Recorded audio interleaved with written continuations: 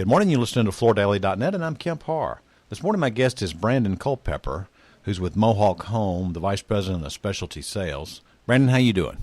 I'm doing fine. Good morning. I guess you're recovering because you've just been at the High Point show. High Point started Saturday and runs through today. For those people who don't realize what this show is, roughly 75,000 people. The people who put the show on tout it as the largest home furnishing show, they say, in the world. That's a big boast. But anyway, it's a big show, isn't it?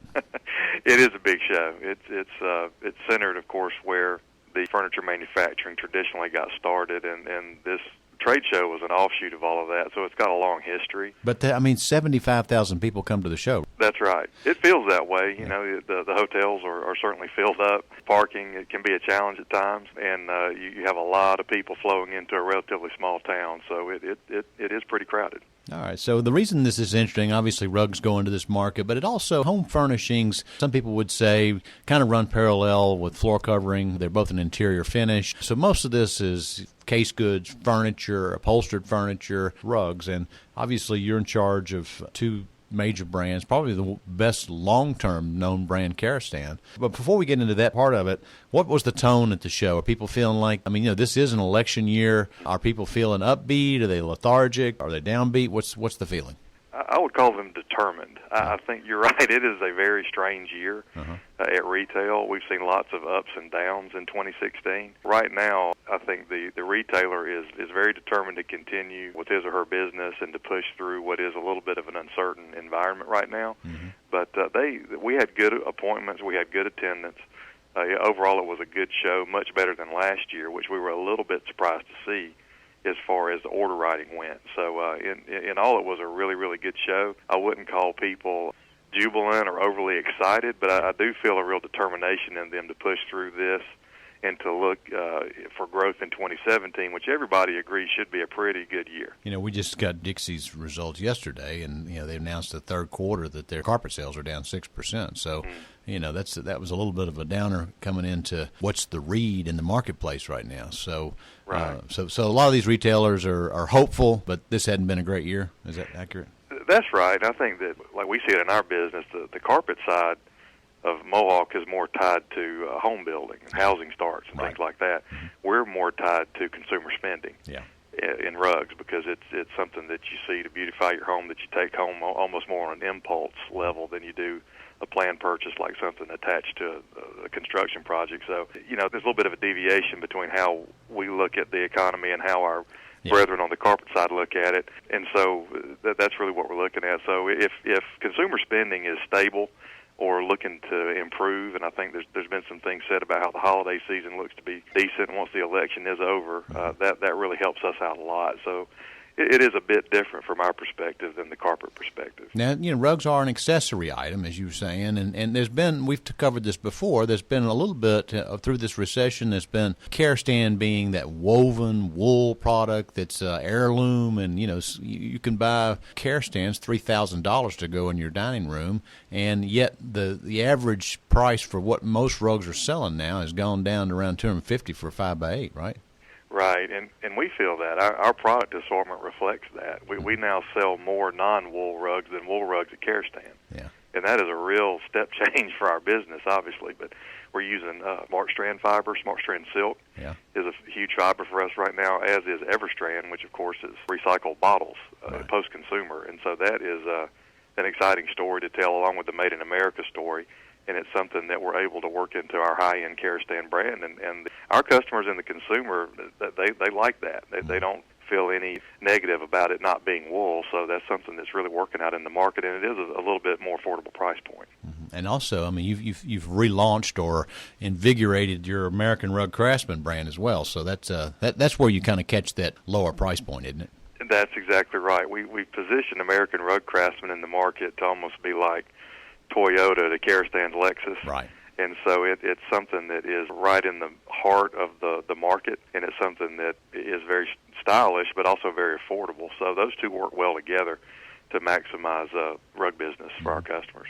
Now, at High Point, who comes to that show? I mean, I know your role is your charge of specialty sales, which is that furniture piece, those furniture stores. So, right. So you don't get the Walmarts aren't coming. It's not the big discount chains. This is more of those furniture store type people, right? Yes, absolutely. It's a great cross-section of retailers that aren't national in scope, but you also do see larger furniture retailers there. You see people like Rooms to Go, Aaron Rents, Living Spaces, Badcock, et cetera. And then you also see mom and pop dealers that have one store locally, and they come and they're just as aggressive about shopping that show as anybody else is. So you're right, we don't see the Walmarts of the world, but we do see leading furniture retailers and also smaller retailers. Well, let me ask you, because most of us have been in a furniture store, and you see these vignettes. You go in, and I'm sure these showrooms are the same way. So I know you have a showroom, which people come there to buy, but don't you also spread your rugs all throughout a lot of these other locations?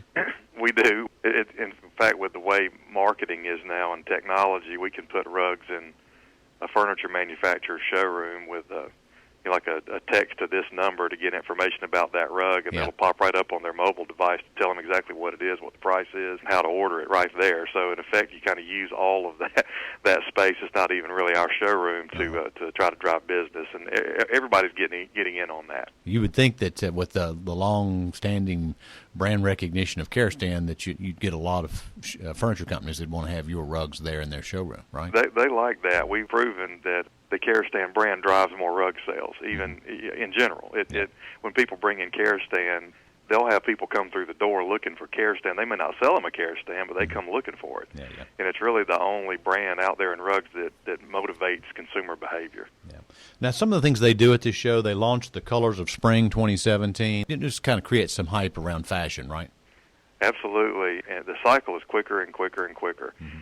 And it's more and more trend related, so you see colors break into the upholstery and rug market almost at the same time as breaking into ready to wear, which is, normally you'd see what was going on in Paris or Milan on the runway make its way into home furnishings a cycle or two or three later. Now it's almost happening all at the same time, and a lot of that's driven by the fact that we're so connected electronically to one another, and so fashion moves quickly. Mm-hmm. And we have to adjust to that. And that's one of the things we really try to trumpet about being made in America, is the speed to market that helps us hit those colors. Because colors is what sells rugs. That's flat out the fundamental thing about what drives success in rugs. It's all about color. All right, one last quick conversation, because I know you play both sides of this. This whole conversation around brick and mortar versus e-commerce. I mean, I got to think they come to High Point. These people they have furniture stores. They've got brick and mortar. They got huge investments. So I'm sure there's a lot of conferences and debate around how do you keep consumers from coming into my store, taking a look around, and then going home and buying it on the internet, direct shipped to the front porch. Well, I think that the answer is to be omni-channel, and what that means is to have a presence in brick and mortar, to also have a presence online. Yeah. One of the most powerful things we're seeing happen right now is the concept of click and collect, where people will may see something online, then come to your store to get it. People still value, particularly when you get up in price point, actually touching and feeling and seeing and experiencing the product in a physical space. And so, but they start the shopping process electronically. So if you can check those boxes together, I think you can win. I know that the big internet retailers that are just purely e-commerce, they're all struggling to find a way to have immediacy and a physical presence to the consumer right now. Even the big guys, I won't name any names, but the bigger internet retailers, they're trying to find a way to do that. So a furniture store or carpet store, they can win if they can just get the word out about what they're doing online.